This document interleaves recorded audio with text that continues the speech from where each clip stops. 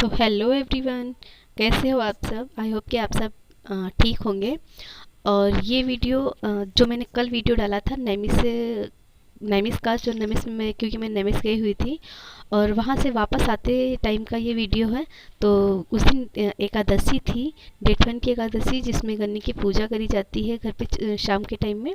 तो वही थी, तो मैंने सोचा क्यों ना हम लोग इधर से ही गन्ना लेते जाते, गन्ना लिए चलते हैं घर, क्योंकि अगर घर पहुंच जाते पहुंचते पहुंचते शाम वैसे भी हो जानी थी और फिर वापस से इनको गन्ने लेने के लिए आना पड़ता। तो हम ये मैंने गन्ने का खेत देखा तो मैं इनसे कहने लगी चलो गन्ने लिए चलते हैं। और ये वही गन्ने तोड़ करके लेके आए थे खेत के अंदर से, और काफ़ी बड़े बड़े से गन्ने थे और मुझे बहुत ज़्यादा अच्छा लग रहा था, क्योंकि ऐसा पता है। और खेत भी पता नहीं किसका था। तो कभी कभार ना कुछ चोरियाँ ऐसी होती हैं जो कि बहुत ज़्यादा अच्छी लगती हैं देखने में। तो ये गन्ने के खेत, वैसे गांव में कोई नहीं है ऐसे कहता है, और सभी को पता था कि आज डिटवन की एकादशी है, तो हर किसी को ज़रूरत है। तो ये इसको इस तरीके से बांधने की गन्नों की कोशिश कर रहे थे, क्योंकि ये काफ़ी ज़्यादा लंबे थे और ये बाइक पे ऐसे पकड़ कर के चलने में काफ़ी प्रॉब्लम हो रही थी। तो बन ही नहीं रहा था, तो इसलिए दोबारा से फिर से खेत में गए कि इन्हें ना उसको पांचों गन्नों को ना एक साथ में बांधना था। तो इसके लिए इन्होंने क्या किया कि जो दूसरे गन्ने के पेड़ थे उसमें से गन्ने की पत्ती लंबी लंबी सी ना पत्तियां तोड़ करके ले आए। क्योंकि ये ना शुरुआत में इन्होंने थोड़ा बहुत खेती बाड़ी का काम नहीं, मतलब हेल्प करी है। खुद से तो कभी नहीं किया, पर हाँ ये गांव में रहे हैं तो इनको इतना पता है। और शायद मुझे नहीं इतना पता था कि अगर इनको गन्नों को आपस में बांधना है तो यहाँ पे हमें किस चीज़ का इस्तेमाल करना चाहिए। पर इन्होंने ना अच्छे से दिमाग लगाया और गन्ने की जो पत्ती लंबी वाली पत्तियाँ थी वो तोड़ करके, और उसी को देखिए किस तरीके से इन्होंने बांध लिया। और दो तीन जगह से अच्छे से बांध लिया था। वैसे तो अगर इनकी जो ऊपर की जो डंठल, मतलब ऊपर की जो पत्तियां होती हैं गन्ने की, आगे का जो सिरा होता है वो तोड़ देते तब तो कोई बात नहीं थी, अच्छे से ये ज़्यादा नहीं, 5 ही गन्ने थे, ज़्यादा नहीं थे, तो ले जाते बन जाता। पर इस जो ये पूजा करी जाती है तो इसमें ये जो गन्ने के ऊपर की पत्तियां होती हैं ना, इनके सहित ही चाहिए होता है। तो इन्होंने 2-3 जगह से इस तरीके से गन्ने को बांध दिया और फिर इसके बाद में इन्होंने अपने कंधे पे रख लिया और पीछे से मैंने पकड़ लिया था। और बहुत, और ये व्यू है अभी शाम का। तो घर पे पहुंचने के बाद में फिर पहुंचते पहुंचते ही शाम हो गई थी। और इसके बाद में फिर ये हमने चावलों को भिगोकर पीस लिया था हल्दी मिलाकर, और पीठा इसे बोलते हैं, और उसे चौक रखी थी। इसके बाद में जो पूजा करी जाती है डिटवन एकादशी की, वही मैं कर रही थी। कलश वगैरह रखा, उसके ऊपर दिया ये रखा है मैंने। और ये जो हमारे पे वो क्या कहते हैं उसे, गौरी गणेश, वो रखा। बाती वगैरह बनाई, धूप बत्ती लगाई, और बीच में जो भगवान राम और लक्ष्मण जी के, राम जी के जो चरण बनाए जाते हैं वो बनाए थे। वो भी उसे चौरीठे से ही बनाए थे। फिर इसके बाद में उनको इस तरीके से नहलाया। काफ़ी दिनों बाद मैंने इस बार पूजा करी थी, तो थोड़ा बहुत सा तो भूल जाते हैं, तो मैं बीच बीच में मैं पूछ भी ले रही थी। धूप बत्ती वगैरह लगाई, दिया जलाया, और साथ में उस पर क्या वो रखते हैं, सिंघाड़े। सिंघाड़े भी छील कर रखे जाते हैं।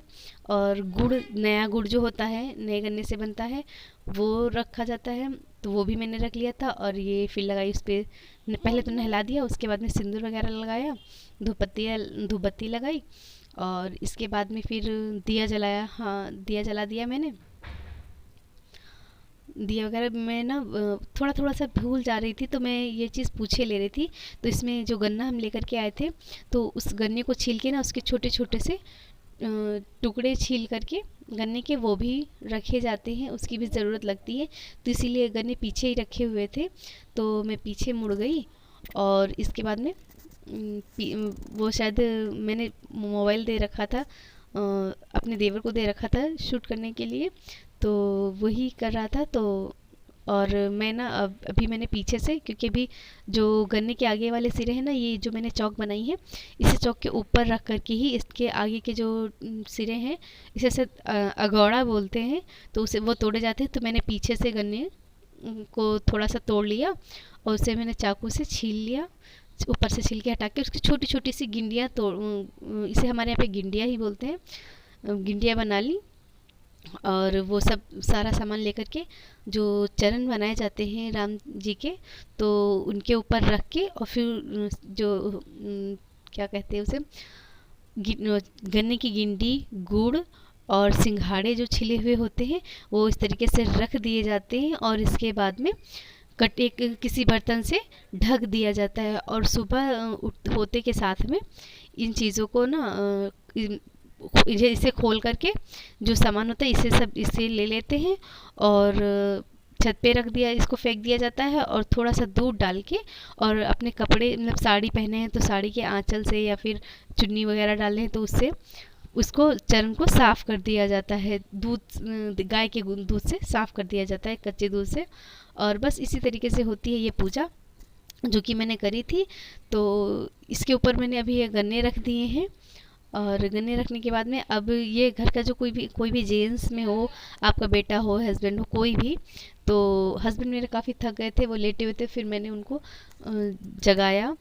वो सो भी गए थे तो मैंने कहा थोड़ा सा काम है बस आप इनको तोड़कर, क्योंकि ये काम ना गन्ने के आगे की जो पत्तियाँ होती हैं इन्हें तोड़ने का काम घर के जेंट्स ही करते हैं।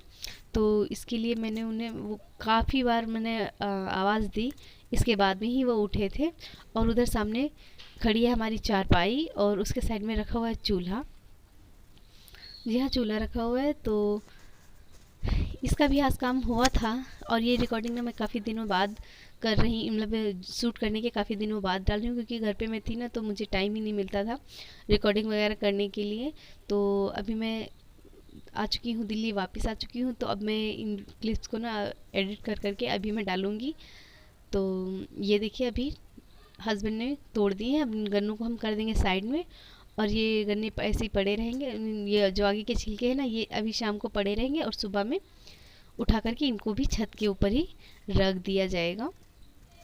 तो ये सब पूजा वूजा करने के बाद में ये समेट दिया मैंने साइड में और फिर मेरे हस्बैंड कहने लगे, सुबह में तो पूड़ी वगैरह बनी थी तो अब शाम को इन्होंने जिद करी कि नहीं, मुझे काफ़ी दिनों से मैंने चूल्हे की रोटियां नहीं खाई हैं तो मुझे चूल्हे की रोटियां ही खानी है।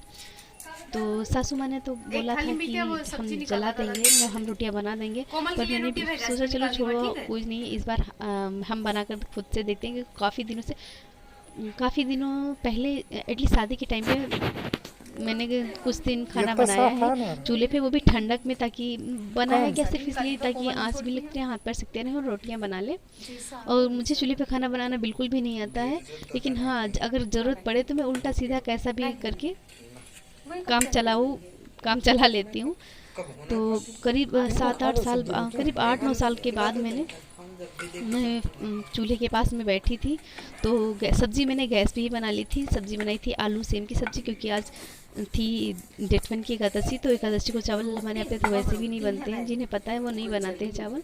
तो सिर्फ सब्ज़ी और रोटी बनी थी और चूल्हा अच्छे से बिल्कुल भी नहीं जल रहा था, मतलब बहुत ज़्यादा प्रॉब्लम हो रही थी, बार बार धुआं भी हो रहा था, पर मैं कोशिश कर रही थी। और ये खेलते खेलते ना किट्टू जी हमारे पास आ गए और बहुत ज़्यादा मुश्किल से मैंने, मतलब अभी मैं कह नहीं सकती कितना ज़्यादा टाइम लगा था रोटियां बनने में, पर फिर भी मैं कोशिश करके जैसे तैसे करके जैसे भी हो सकी थी मैंने रोटियां बनाई थी। तो आप लोगों को मेरी चूल्हे पे बनाई हुई रोटी कैसी लगी ज़रूर कमेंट करके बताइए कि, और पर हाँ मुझे अच्छा बहुत लग रहा था रोटी बनाना, बस पर हाँ ये था मैं मन कर रहा था चूल्हा अच्छे से एक बार जल जाए, क्योंकि जब आप सारा खाना चूल्हे पे बनाते हो तो चूल्हा आपका अच्छे से गर्म हो चुका होता है। रोटियां जब बनने का टाइम आता है ना उससे पहले आपका चूल्हा अच्छे से गर्म हो चुका होता है तो रोटियां अच्छी बन जाती हैं। और जब सिर्फ रोटी बनाते हो आप तो बहुत ज़्यादा प्रॉब्लम होता है, रोटियां अच्छे से नहीं बन पाती क्योंकि चूल्हा अच्छा से जल ही नहीं रहा होता है, गर्म ही नहीं होता तो कैसे बनेगी।